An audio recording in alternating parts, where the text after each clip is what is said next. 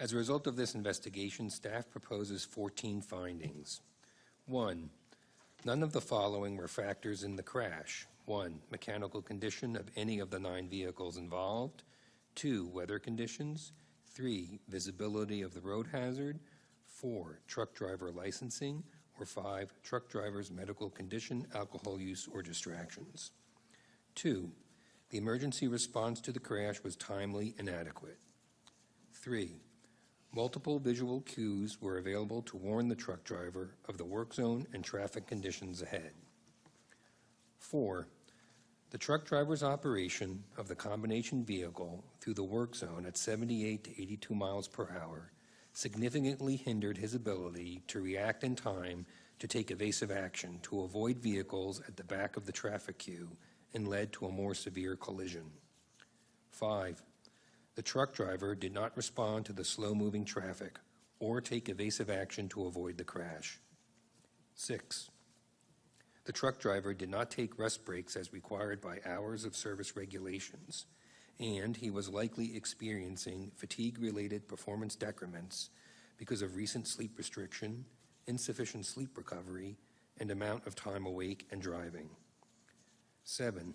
The truck driver had illegally used methamphetamine prior to the crash, and its effects degraded his driving performance. 8. Had Cool Runnings Express Incorporated used pre-employment hair drug tests, it would likely have identified the truck driver's methamphetamine use. 9. The driver motor vehicle records provided for employer review by both Kentucky and Idaho are insufficient because they do not automatically include crash data. 10. Cool Runnings Express Incorporated did not have crash data for the truck driver, which limited its ability to assess his safety performance and potential risk. 11. The pre-employment review process can be improved by providing motor carriers with additional guidelines to determine whether a driver meets the minimum requirements for safe driving or is disqualified to drive a commercial motor vehicle consistent with the annual inquiry and review process. 12. The pre-employment screening program is an effective yet underutilized tool to improve pre-employment reviews. 13. Tennessee Department of Transportation processes and procedures were consistent with the work zone safety and mobility requirements of 23 Code of Federal Regulations, Part 630, and its traffic control plan followed the requirements and most guidance in the Manual on Uniform Traffic Control Devices. But the agency and other state departments of transportation would benefit from additional Federal Highway Administration guidance on the use of supplemental traffic control strategies and devices to mitigate crash events involving heavy commercial vehicles. And 14, although the Tennessee Department of Transportation has procedures and guidance in place with regard to law enforcement participation in pre-conference meetings and its function in work zone projects, these procedures were not followed. Thank you, Mr. Zoller. Are there any proposed amendments to the findings? Seeing none, is there a motion to adopt the findings as proposed? Is there a second? Second. Motion has been made and seconded. All those in favor signal with a hand and say aye. Aye. The vote is 4-0 in favor of adopting the findings as proposed. Managing Director Zoller, please read the proposed probable cause. Staff proposes the following probable cause. The National Transportation Safety Board determines that the probable cause of the Chattanooga, Tennessee crash was the truck driver's failure to respond to the slow-moving traffic within a work zone because of performance decrements likely associated with his fatigue and methamphetamine use. Contributing to the crash was the failure of the pre-employment screening process to identify driver risk factors. Contributing to the severity of the crash was the truck tractor's high impact speed. Thank you, Mr. Zoller. Are there any proposed amendments to the probable cause? Hearing none, is there a motion to adopt the probable cause as proposed? So moved. Second. Motion has been made and seconded. All those in favor signal with a hand and say aye. Aye. The vote is 4-0 in favor of adopting the probable cause as proposed.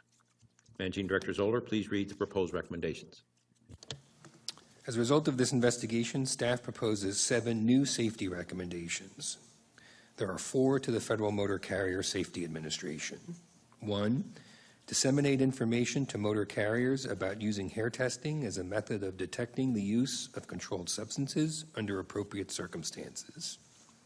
2, modify 49 Code of Federal Regulations 391.23a to include the requirements described in 49 CFR 391.25b2, that is, to specify that the motor carrier must 1, consider the driver's crash record, 2, consider any evidence that the driver has violated laws governing the operation of motor vehicles, and 3, give great weight to violations such as speeding, reckless driving, and operating while under the influence of alcohol or drugs that indicate the driver has exhibited a disregard for public safety. 3, evaluate motor carrier use of and perspectives on your pre-employment screening program, PSP, and identify and address barriers affecting the use of the PSP, examining issues such as the value, accuracy, and timeliness of the information, and the cost of and incentives for using the program. And 4, collect and publish best practices for pre-employment investigations and inquiries within the trucking industry. There is 1 recommendation to the Kentucky Transportation Cabinet and Idaho Transportation Department. That is, include driver status, license expiration, driving restrictions, violations, and crashes in the 3-year driver motor vehicle record. There are 2 recommendations to the Tennessee Department of Transportation and Tennessee Highway Patrol. First, take steps to ensure that law enforcement personnel attend and participate in pre-construction conferences on work zone projects on the interstate system. And the second, establish requirements for your personnel to complete recurring training on law enforcement presence and control functions in highway work zones that follow such current guidance as the American Traffic Safety Services Association, Federal Highway Administration, Safety Practices for Law Enforcement Personnel Operating in Highway Work Zones, a pocket guide.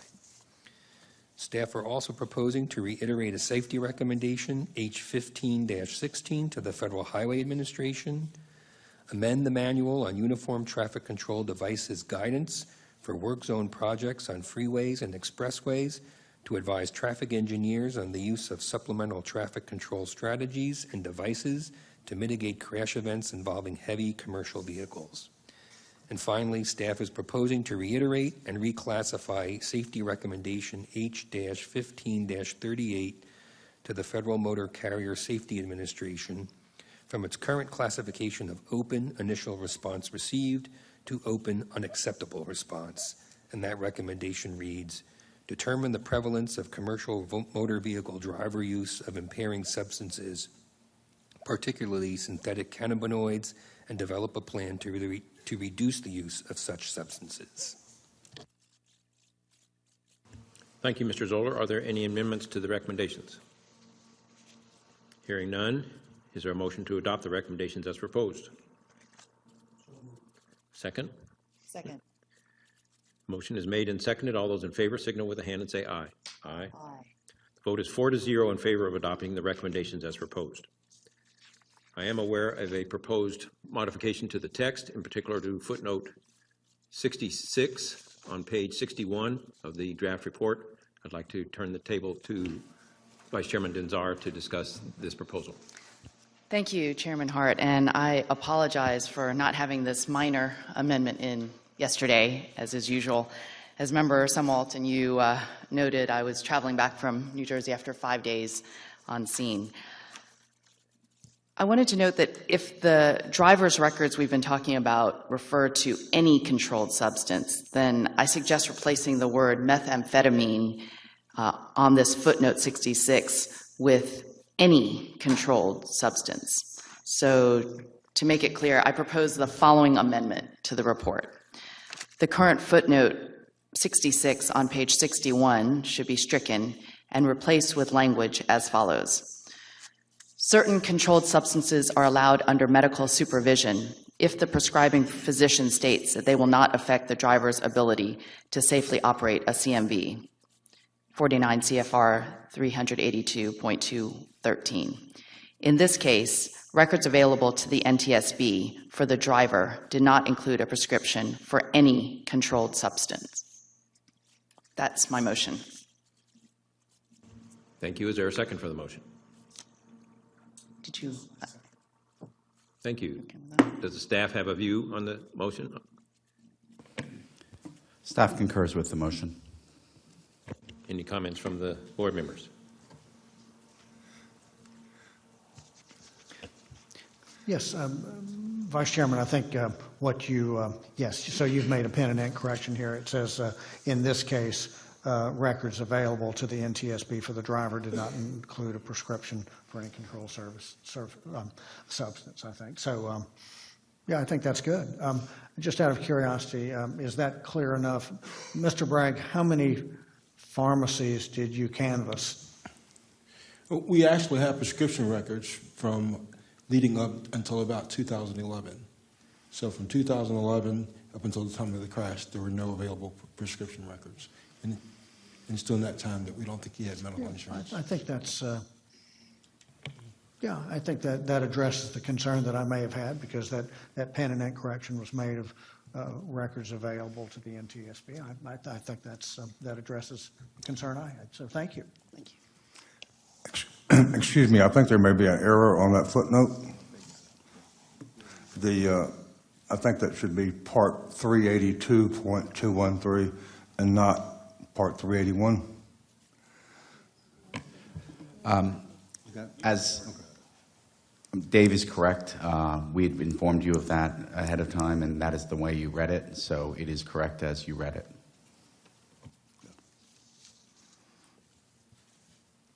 Thank you. Is there any further discussion regarding this motion? Okay, the motion's been made and seconded. All in favor of modifying footnote 66 on page 61 as per the motion? All in favor, signal with a hand and say aye. Aye. The vote is 4-0 in favor of adopting the change of footnote 66 on page 61 as moved. Is there a motion to adopt the final report as revised? Second.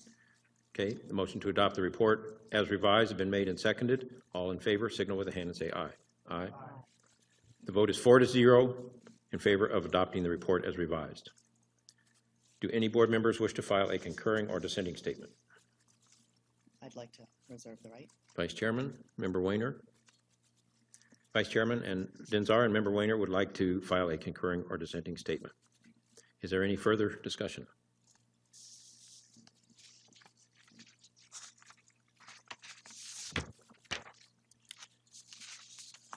In closing, I would like to recognize the hard work of the NTSB staff in producing this report and to thank my fellow board members for their very thoughtful participation in the process. In particular, I would like to note that we have several staff members for whom this is the first board meeting, and I would like to thank them, especially Dr. Gary Vega, this is your first board meeting, Kenny Bragg, Mike LaPont, and Jane Foster. This is your first board meeting, and you guys did great work, and welcome to the fray. One crash at a time. Crashes on our roads and highways take more than 30,000 lives every year. Today we discussed one crash and issued our reiterated recommendations that, if implemented, might prevent many others. Large trucks are critical to our nation's